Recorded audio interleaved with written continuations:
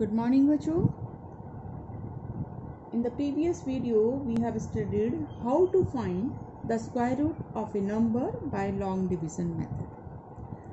Today we will study how to find the square root of decimal numbers by long division method. In this number, this is the integral part 2 and this is the decimal part. In the integral part, put the bars as usual as we have done in earlier questions. In decimal part, we have to put the bars starting from the place which is just after the decimal. जो decimal से पहले वाला part है, integral part है, उसमें तो आप unit place की साइड से ही बार्स लगाना स्टार्ट करेंगे.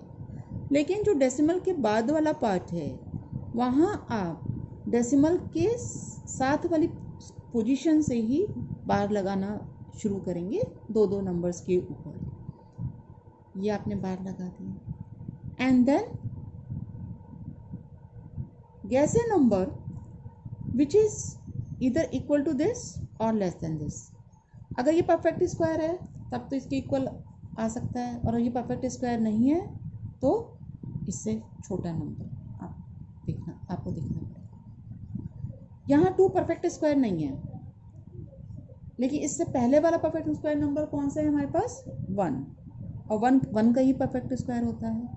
इट मीन्स यहाँ हमें डिवाइज़र में 1 लिखना है और कोशेंट में भी 1 लिखना है. इसको मल्टीप्लाई करिए दोनों को और रिजल्ट यहाँ लिख के सब्ट्रैक्ट करिए, दैट इज़ 1. अब नेक्स्ट पेयर उतारने से पहले डेसिमल आ रहा है, तो we have to put decimal in the quotient and then note down the next pair. Here put the twice of the quotient here. It's 1, इसका twice हो गया 2. अब हमें इस 2 के राइट साइड में एक ऐसा नंबर लिखना है जिससे कि इस न्यू डिवाइज़र को उस नंबर से मल्टीप्लाई करें तो ये मिल जाए या इससे छोटा नंबर मिल जाए. अब इस नंबर के एंड में 6 है और हमने फर्स्ट एक्सरसाइज में पढ़ा था, अगर किसी नंबर की यूनिट प्लेस पर 6 या 4 होगा तब उसके स्क्वायर में यूनिट प्लेस पर 6 आता है. इसका मतलब यहाँ पर हमारे पास 2 पॉसिबिलिटीज़ हैं, या तो ये 4 हो सकता है या ये 6 हो सकता है. अगर आपने यहाँ 4 लिखा तो आपको 24 को 4 से मल्टीप्लाई करना है. It will B 4 4 16 96. इससे काफ़ी छोटा है. अगर हम 6 लिखेंगे तो 26 को आप 6 से मल्टीप्लाई करेंगे, then it will be 156. It means this is correct. You have to write 6 here and 6 in the quotient and the result is 156. Now the remainder is 0. So square root of 2.56 is 1.6. One more part. 51.84. 51.84. तो decimal के साथ से ही आप ये ध्यान रखिए कि हमें पेयरिंग स्टार्ट करनी है, बार लगाना शुरू करना है. तो यूनिट प्लेस इंटीग्रल पार्ट की ये है, आपने इस साइड से बार लगाना शुरू करा है.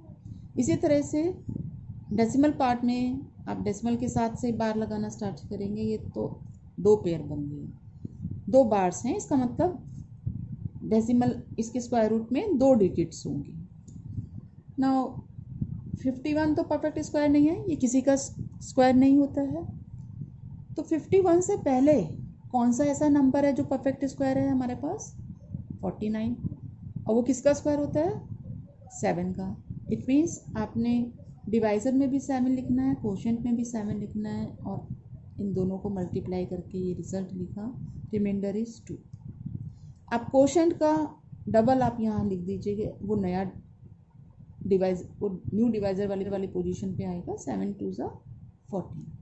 राइट साइड अभी हमें कुछ नंबर लिखना है यहाँ नया डिवाइज़र बनाने के लिए. अब नेक्स्ट पेयर उतारने से पहले डेसिमल है तो हम यहाँ डेसिमल नोट करेंगे क्वेश्चन में 84। अब यहाँ यूनिट प्लेस पे 4 है और 4 किस नंबर के स्क्वायर करने से 4 आता है, या तो 2 हो या आपके पास 8 हो, क्योंकि 2 2 ज़ा 4, 8 8 ज़ा 64। इन दोनों नंबर्स का जब आप स्क्वायर करते हैं तो यूनिट प्लेस पर 4 आता है।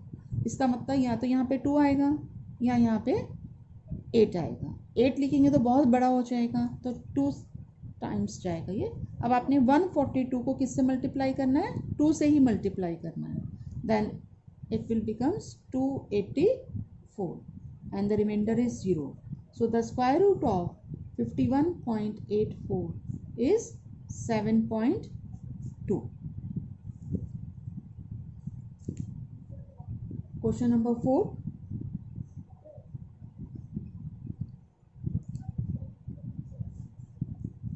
Find the least number which must be subtracted from this number so as to get a perfect square, and also find the square root of the perfect square obtained. It means अभी ये perfect square number नहीं है, इसमें से हम वो छोटे से छोटा नंबर क्या सब्ट्रैक्ट करें जिससे कि ये perfect square number बन जाए, और उसके बाद सब्ट्रैक्ट करके जो रिजल्ट आएगा उसका स्क्वायर रूट भी हमें बताना है। तो इन क्वेश्चंस को हम लॉन्ग डिवीजन मेथड से ही करते हैं। 402 है तो यूनिट प्लेस की साइड से आप बार लगाना शुरू करेंगे। ये सिंगल डिजिट के ऊपर भी एक बार आ गया, 2 बार, इट मीन्स इसके स्क्वायर रूट में 2 डिजिट्स होंगी। 4 परफेक्ट स्क्वायर नंबर है, 2 का स्क्वायर होता है, इट मीन्स डिवाइजर में आपने 2 लिखना है, कोशेंट में 2 लिखना है। 4 आ गया, remainder is 0, remainder is 0। Then note down the next pair. Next pair is 0 2. इसका ट्वाइस यहाँ लिखेंगे, that is 4। तो ये 0 टाइम्स होगा, that is 0 and the remainder is now finally 2। आगे अब कोई पेयर नहीं है। अब यहाँ अगर ये रिमाइंडर 2 नहीं बचता तब हम कह सकते थे कि इसका स्क्वायर रूट ये है। रिमाइंडर 2 बच रहा है, इसका मतलब इसमें 2 एक्स्ट्रा आ रहा है, it means 2 should be subtracted from 402। 2 should be subtracted from 402 to make it a perfect square.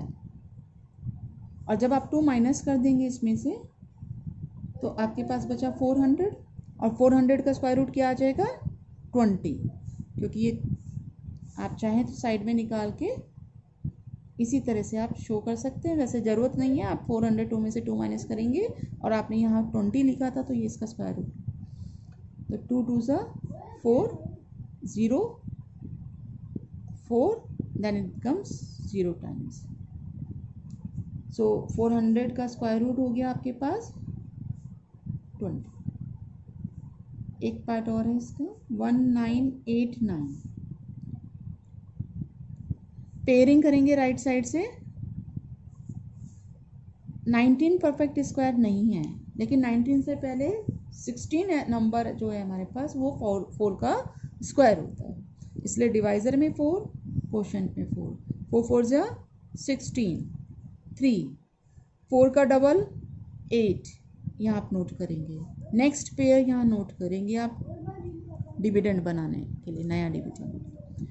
Then 2 लिखते हैं तो 82 को आप 2 से मल्टीप्लाई करेंगे, 164 आएगा। अगर आप यहाँ 3 लिखते हैं, 3 3 ज़ा 9, 8 3 ज़ा 24। अगर आप 4 लिखते हैं,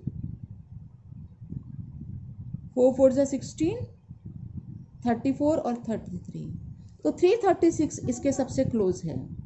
it means here it will be 4, in the quotient also 4, and then multiply 84 by 4, you will get 336. Find out the remainder, 3, 8 में से 3 गए 5। अब ये रिमाइंडर आपके इससे छोटा है और आगे कोई पेयर भी नहीं है। इट मीन्स अब आगे आप इसको कंटिन्यू नहीं करेंगे। ये आपका जो रिमाइंडर बच रहा है ये इस नंबर में से सब्ट्रैक्ट होना चाहिए। तो 53 is the least number which must be subtracted from 1989 to make it a perfect square। And 1989 में से 53 माइनस करिए, यू विल गेट 1936। और 1936 का स्क्वायर रूट क्या आएगा, जो अभी हमने यहाँ ऊपर क्वोशंट लिखा है। That's all for today. Now complete the question number 3 and 4।